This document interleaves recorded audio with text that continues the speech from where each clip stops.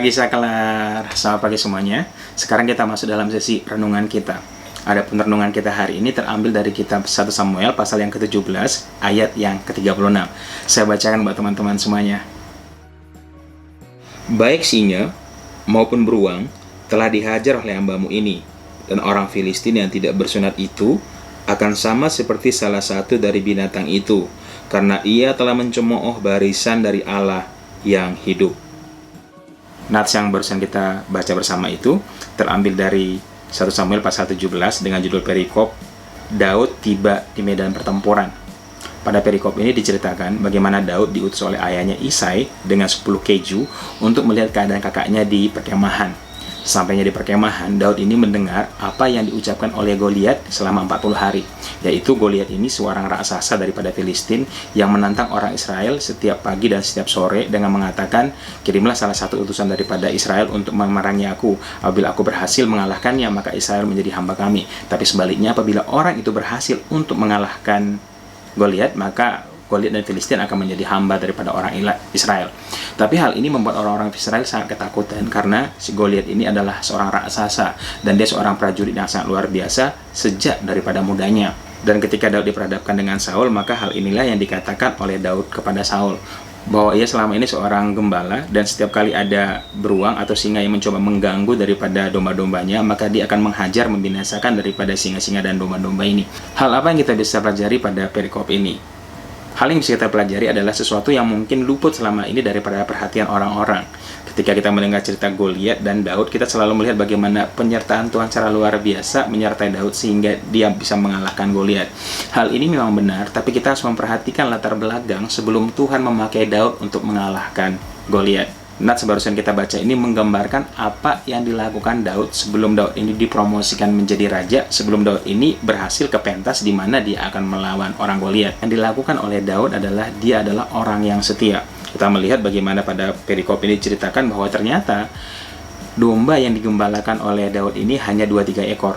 Artinya, sebagai bangsa Israel ini, sebagai bangsa peternak, domba yang dipercayakan kepada Daud ini adalah jumlah yang kecil. Tetapi sungguh pun pekerjaan atau hal yang diberikan kepada Daud ini adalah jumlah yang kecil, tetapi Daud ini menghargai setiap pekerjaan yang diberikan kepadanya. Pekerjaan yang diberikan ayahnya ini dihargai dengan luar biasa. Kambing domba yang digambarkan 2-3 ini dilindungi oleh Daud dengan nyawanya sendiri. Kita melihat bagaimana Daud menceritakan pada perikop ini. Kita melihat bagaimana Daud menceritakan pada perikop ini bagaimana dia mempertaruhkan nyawanya melawan singa dan beruang untuk menyelamatkan 2-3 ekor domba yang dipercayakan kepadanya. Jadi yang pertama kita tangkap adalah Tuhan tidak mempromosikan orang sembarangan. Tuhan mempromosikan orang-orang yang dedikasi. Tuhan mempromosikan orang-orang yang mempunyai kualitas karakter, orang-orang yang passionate. Perlawanan antara Goliat dan Daud hanya sebuah ajang pentas untuk mempromosikan Daud lebih tinggi, mempromosikan Daud supaya dikenal oleh orang Israel lebih banyak.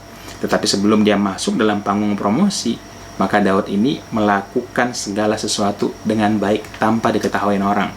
Dia melakukan segala sesuatu dengan sangat passionate. Dia mengawal domba-domba yang diberikan ayahnya yang 2-3 ekor itu. Jadi hal yang kita lihat pertama adalah promosi yang Tuhan berikan itu tidak murahan. Tuhan tidak sembarang memilih orang, Tuhan tidak sembarang mempromosikan orang. Tuhan hanya mempromosikan orang-orang yang siap. Tuhan hanya mempromosikan orang-orang yang passionate. Tuhan hanya mempromosikan orang-orang yang memiliki tanggung jawab dan menghargai hal apapun yang diberikan kepadanya. Hal yang kedua yang kita bisa pelajari pada perikop ini adalah Daud ini menghargai proses waktu yang diberikan oleh Tuhan. Sekali lagi, seperti yang tadi kita sudah ceritakan bahwa Daud ini sebelumnya telah diurapi menjadi raja. Tetapi walaupun dia diurapi menjadi raja, dia tetap kembali untuk mengembalakan 2-3 ekor domba dan tidak tahu kapan posisi raja itu benar-benar dia miliki. Tapi sungguh pun demikian, Daud ini tidak bersungut-sungut, dia tidak berkecil hati, dia melakukan apa yang harus dia lakukan dengan setia, menggembalakan 2-3 ekor domba yang diberikan oleh ayahnya dan menjaga itu dengan sepenuhnya, dengan sepenuh jiwanya, bahkan mempertaruhkan nyawanya terhadap 2-3 ekor kambing domba yang diberikan kepadanya. Dan kesetiaan daripada Daud ini untuk melakukan apa yang harus dilakukan akhirnya mengantar dia sampai pada waktunya Tuhan. Kapan itu waktunya Tuhan? Ketika dia punya kesempatan dipromosikan oleh Tuhan, berhadapan dengan Goliat di medan pertempuran di mana semua orang melihatnya, dan akhirnya nama Daud termasyhur di tempat itu.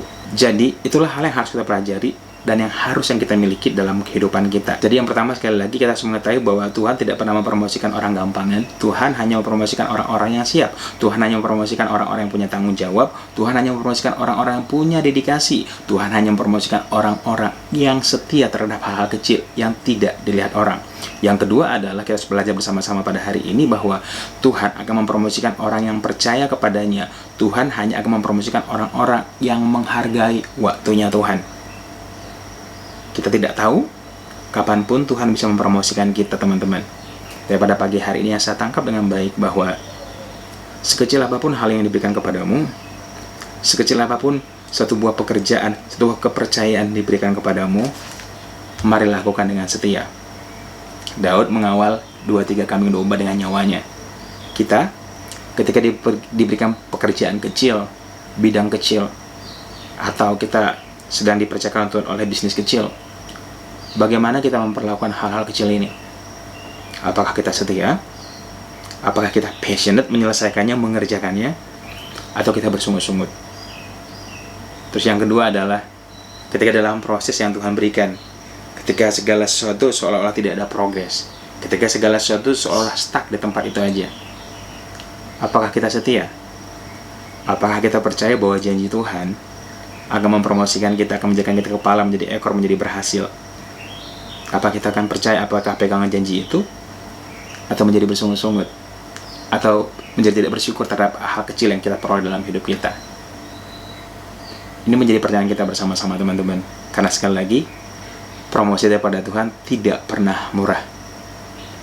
Yuk, lakukan apa menjadi bagian kita, setia terhadap waktunya Tuhan. Anyway, ada sedikit tambahan sedikit aja. Saya cukup tertarik dengan bagaimana Daud ini akhirnya menjadi raja, dan saya menjadi mengerti, kita bisa belajar tentang kultur daripada bagaimana Tuhan mempromosikan orang lain. Daud dan Saul ini sama persis. Samanya di mana? Daud ini seorang gembala, Saul juga seorang gembala.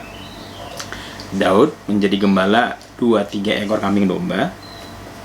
Saul diceritakan mengembalakan lembu sapi dan keledai, ya kan? Terus yang kedua yang kita lihat bahwa ketika Saul dipromosikan menjadi raja, dia tidak menjadi raja langsung waktu itu juga.